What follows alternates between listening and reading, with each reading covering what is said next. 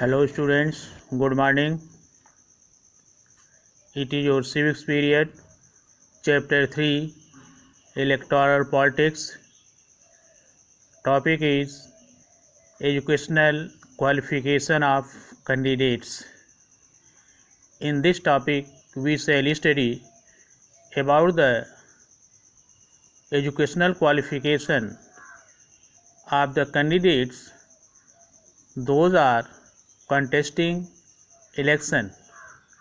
They may be election for Lok Sabha or state assemblies. Democracy has survived in India for long without complete literacy. Today, India is known as the world's largest democracy, whereas many countries in Asia and Africa have degenerated into dictatorship, though they started as democratic ones. Students, हम लोग इस topic में देखेंगे कि जो candidates होते हैं, election contest करते हैं, चाहे वह पार्लियामेंट के लिए हो या स्टेट असेंबलीज़ के लिए हो, उनका एजुकेशनल क्वालिफ़िकेशन क्या है, क्या होना चाहिए, या क्यों कोई फिक्स क्वालिफ़िकेशन नहीं है। वैसे इंडिया में काफ़ी दिनों से डेमोक्रेसी चल रही है, जबकि यहाँ पर 100% लिटरेसी नहीं है, और इंडिया वर्ल्ड की सबसे बड़ी डेमोक्रेसी है। एशिया और अफ्रीका के कुछ देश हैं जिन्होंने डिक्टेटरशिप को, तानाशाही सत्ता को, किंगशिप को,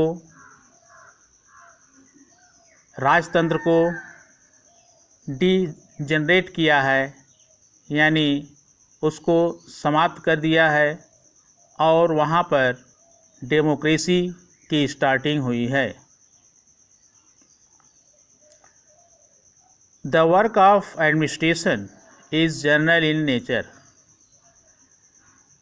Decision making on these issues does not require a person to be educated, as problems related to common people can be understood without formal education. प्रशासन का नेचर होता है कि वह डिसीजन ले, और तमाम मुद्दों पर डिसीजन लेने के लिए यह ज़रूरी नहीं है कि जो व्यक्ति डिसीजन ले रहा हो वह वेल एजुकेटेड हो। तो इस तरह से जो कॉमन पीपल की प्रॉब्लम होती हैं उसको समझा जा सकता है, उस तरह से प्रशासन में व्यवस्था की जा सकती है बिना किसी औपचारिक शिक्षा के। What is more important is the fact that a candidate must have a freedom to dedicate himself or herself to public service. Public service means समाज सेवा, लोगों की सेवा, सर्विस ऑफ पीपल। इसमें इम्पॉर्टेंट फैक्ट यह है कि कोई व्यक्ति किस तरह से, मतलब किसी भी व्यक्ति को आज़ादी है, वह अपने विचार, अपनी भावनाओं के आधार पर वह अपने को समाज सेवा के लिए समर्पित कर सकता है। Means any person can be dedicated himself for public service. It is the freedom of that person and it not needed qualification, educational qualification. An ordinary citizen lakhs this quality. एक ऑर्डिनरी सिटीजन में यह quality, इस quality का अभाव होता है, इस गुण का अभाव होता है। These are attributes or characteristics that people can possess even if they are not formal educated। जनता के प्रति समर्पण की भावना, समाज सेवा का कार्य करने के लिए एक सामान्य पीपल कर सकता है, नहीं भी कर सकता है। यह उसकी समर्पण की भावना होती है और यह समर्पण की भावना एजुकेशन से नहीं आती बल्कि उसके नेचर में होती है कि वह किस तरह से समाज के लिए समर्पित है, देश के लिए समर्पित है, किस तरह से वह समाज सेवा करना चाहता है। यह उसके अंदर नेचुरल रूप से मिलता है, न कि एजुकेशन से मिलता है। The candidate must be both capable and incorruptible। Candidate must be both capable and incorruptible। Candidate को योग्य होना चाहिए और भ्रष्टाचार से मुक्त होना चाहिए। मीन्स वह ऑनेस्ट हो, ईमानदार हो, डेडिकेशन हो उसके अंदर, कैपेबिलिटी हो, and also he or she possesses decision making power। capability, decision making power, incorruptible, dedication, all these are the quality of a good candidate। The capacity of the legislator is judged by people through election। Legislator जो होते हैं, चाहे वो सांसद के लिए चुनाव लड़ रहे हों या असेंबली के लिए, मीन्स विधायक के लिए, उनकी कैपेसिटी का आकलन, उसको जज करना, उसका आकलन करना, यह जनता का काम है और जनता इस आकलन को इलेक्शन के द्वारा करती है। If education is a precondition for contesting election, it would deny many capable people to opportunity to contest election in India।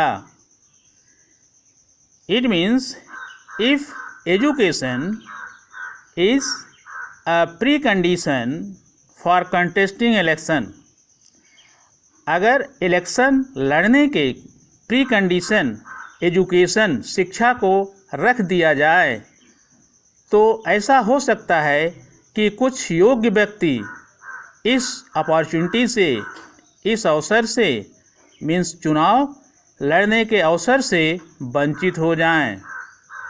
इससे क्या होगा कि जिनके अंदर योग्यता है, क्षमता है, देश सेवा, समाज सेवा की समर्पण की भावना है, ईमानदार हैं, वह लोग इस अवसर से वंचित हो जाएंगे। इसलिए हमारे कॉन्स्टिट्यूशन में पीपल्स की कैपेसिटी, इनकरप्टिबिलिटी, डेडिकेशन, इन सब को ध्यान में रखते हुए हमारे कॉन्स्टिट्यूशन में कोई प्री एजुकेशन की कोई प्री कंडीशन नहीं रखी गई है। We have